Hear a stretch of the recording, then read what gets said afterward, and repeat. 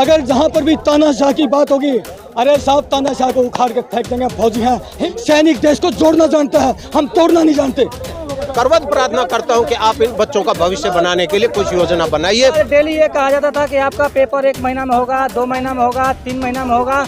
ऐसे करते करते सालों बीत गए, लेकिन नहीं हुआ।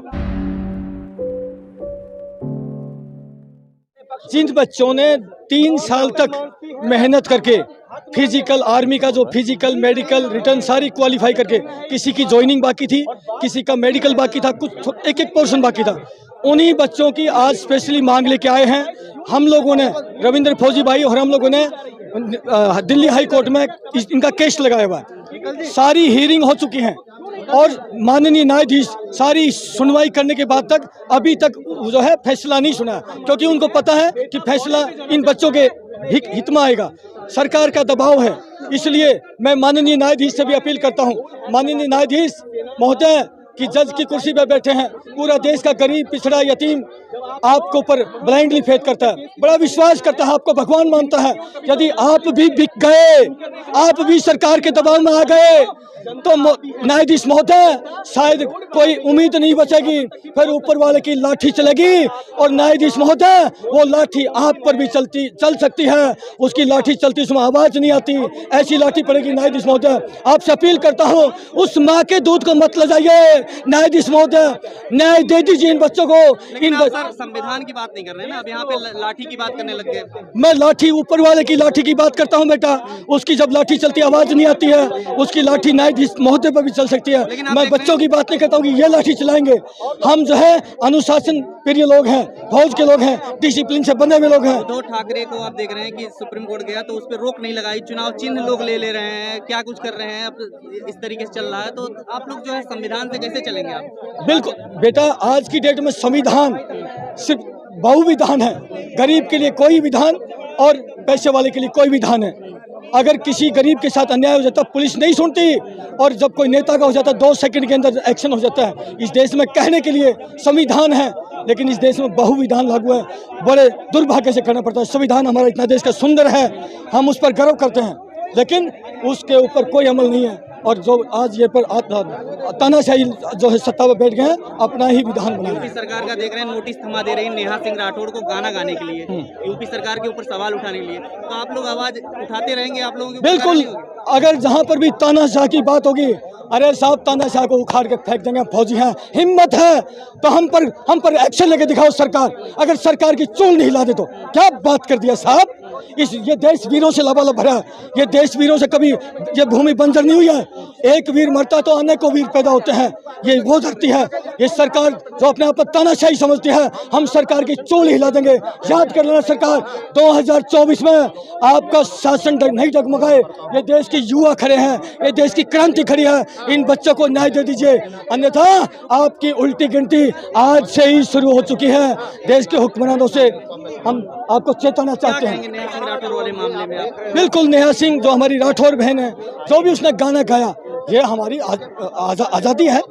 अरे भाई, अपने विचार कोई भी व्यक्त कर सकता है, उसके ऊपर एक्शन लिया तो बहुत दुर्भाग्यपूर्ण स्थिति है। हम बहन के साथ हैं। अब मेरा नंबर भी है, मेरा नंबर छोड़ता हूँ 8368002355। अगर हमारी नेहा बहन कहीं, अगर आपको लगता है इन फौजी भाइयों की आपको आवश्यकता है, ये फौजी भाई आपके साथ तन मन धन के साथ खड़े हैं। क्या बात करिए, हम सरकार से नहीं डरते। सरकार हमसे है, हम सरकार से नहीं, हम सरकार से नहीं। डर तो लगता है ना जब पुलिस आ जाती है घर पे। अरे यार, जब हम सेना में गए थे तो हमने कभी नहीं सोचा था हम जिंदा वापसी लौटेंगे। जब वहाँ से लौट के आ गए, अरे यहाँ तो इनकी क्या औकात है, हम नहीं डरते। आपको लगता है नौकरी की चर्चा होगी हिंदू राष्ट्र और हिंदू धर्म के नाम पे जहाँ चर्चा हो रही है? देखिए, मैं एक सैनिक हूँ और सैनिक की कोई जात धर्म नहीं होता। सैनिक देश के लिए जीता, देश के लिए मरता। ये जात धर्म में बांटने वाले गद्दार हैं। इस देश को डिवाइड एंड रूल, फूट डालो राज करो। कुछ अंधभक्त निकम्मे जिनकी औकात नहीं है, वो इस देश को जाति में तोड़ते हैं। सैनिक देश को जोड़ना जानता है, हम तोड़ना नहीं जानते। हम देश को तोड़ने वाले को चेताना चाहते हैं। हम देश के सैनिक हैं, हमने देश के लिए जिया है। हिंदू, मुसलमान, सिख, ईसाई, ये मेरा प्यारा वतन है। हम इस पूरे वतन से प्यार करते हैं। खाली मैं हिंदू हूँ, लेकिन ये नहीं कि मैं अपने धर्म पर गर्व करूं, लेकिन दूसरे धर्म का भी सम्मान करूं। ये मेरा दायित्व बनता है। अब हमारे भारत के नौजवानों का, मोदी जी खुद कहते हैं कि देश को नौजवान पीढ़ी चाहिए।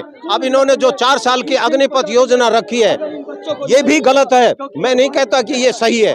जिन देशों की जनसंख्या कम है, वो उन देशों के अंदर ये योजना लागू होती है और उनमें करते हैं। हमारे देश में तो करोड़ों युवा हैं। हमारे देश की सुरक्षा के लिए ऐसा कुछ नहीं है जो कि वो खतरे में है। जिन देशों को अपनी सुरक्षा में खतरा दिखाई देता है, वहाँ ये 4 साल की भर्ती योजना चल सकती है। कहने को तो ये भी कह देते हैं इसका बाद में परिणाम अच्छा आएगा। अरे मैं फिजिकल ट्रेनिंग कोर्स से हूँ, मुझे पता है कि एक सैनिक को फिजिकल फिट होने के लिए कितनी सख्त ट्रेनिंग से गुजरना पड़ता है। और वो 4 साल में क्या तो वो फाइट कर लेगा, केवल वो मरने के लिए हो सकता है, लेकिन एक्सपर्ट सैनिक नहीं बन सकता, क्योंकि उसके लिए तजुर्बा चाहिए। लड़ाई के अंदर केवल एक ही ज्ञान से लड़ाई नहीं लड़ी जाती, उसमें बहुत सारी टैक्टिक्स होती हैं, उनको सीखना पड़ता है। वो हम कैमरे पर नहीं बता सकते, क्योंकि उससे हमारे देश की सिक्योरिटी लूज होती है। हम वो चीज़ नहीं कहना चाहेंगे, क्योंकि सेना की सिक्योरिटी सबसे मजबूत है।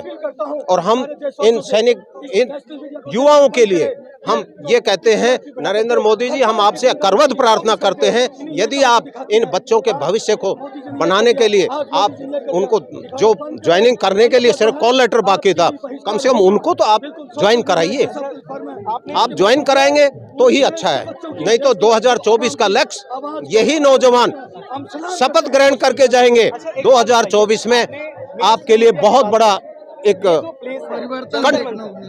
परिवर्तन देखने को मिलेगा। आप देख रहे हैं कि नेहा सिंह राठौड़ का नाम सुना होगा। है जी? नेहा सिंह राठौड़ जो एक लड़की है जो गाना गा देती है, किसी यूपी सरकार की आलोचना कर देती है, तो उसको जो है नोटिस थमा दिया जाता है। इस तरीके से जो आवाज उठा रहा है, आप लोग यहाँ आवाज उठा रहे हैं, आप लोगों को डर नहीं लगता कि ये आवाज नहीं, हम तो सैनिक है, हमारे को तो डरने की कोई बात नहीं है। हम अरे जब सीमाओं पर रह करके हमने देख लिया, हम साइचन ग्लेशियर में, लेह लद्दाख की पहाड़ियों में रह करके हमने देखा, हम वहाँ नहीं डरते, तो अब हम क्या मोदी से डरेंगे?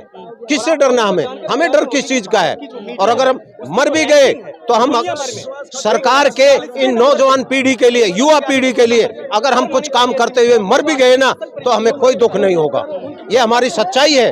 हम अपनी अंतरात्मा से कह रहे हैं, इन बच्चों का भविष्य के साथ जो खिलवाड़ हुआ है वो बिल्कुल गलत है। मोदी जी, आपसे हम फिर भी मैं पुनः करवद प्रार्थना करता हूं कि आप इन बच्चों का भविष्य बनाने के लिए कुछ योजना बनाइए और इनको जल्दी से जल्दी शीघ्रता से कॉल लेटर दीजिए और इनको सेना में शामिल कीजिए। लगता है आपको अग्निवीर और ये सारी चीजें आ गई हैं, अब इसके बाद सरकार परमानेंट करिए आपको?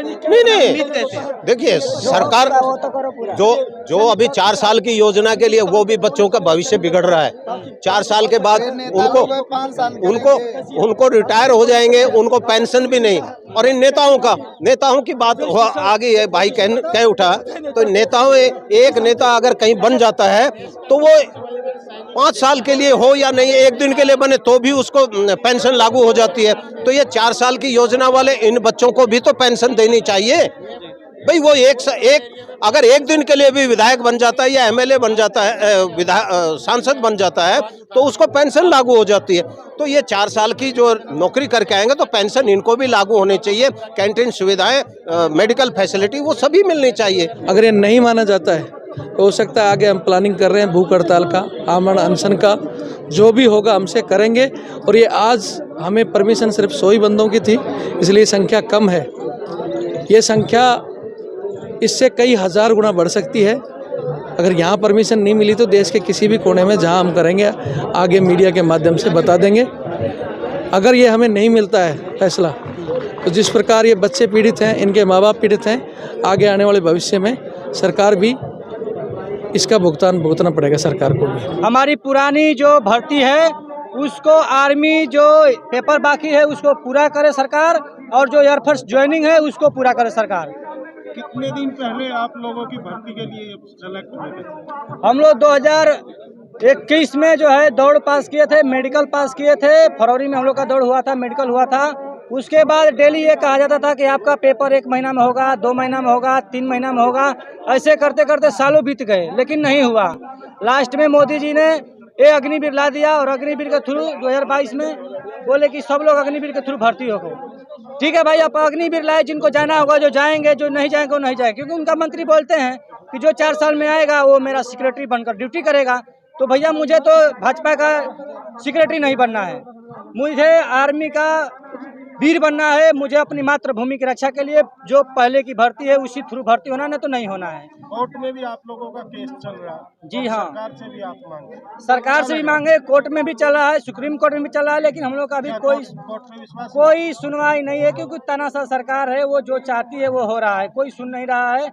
इसीलिए हम लोग ये धरना प्रदर्शन बैठे हैं। तानाशाह सरकार है, फिर धरना प्रदर्शन क्यों कर? क्योंकि अपनी आवाज को उठा रहे हैं। हम तो साफ लिखे हैं, वर्दी दो या अर्थी दो, जनरल डायर की तरह गोलीबारी चला दो, हम लोग शहीद हो जाएंगे, अपनी मांग बंद हो जाएगा। कहाँ से आए आप? हम बिहार से हैं सर, बक्सर जिला से। खबरों में बने रहने के लिए फोरम 4 को सब्सक्राइब करें और नोटिफिकेशन पाने के लिए बेल आइकन दबाएं।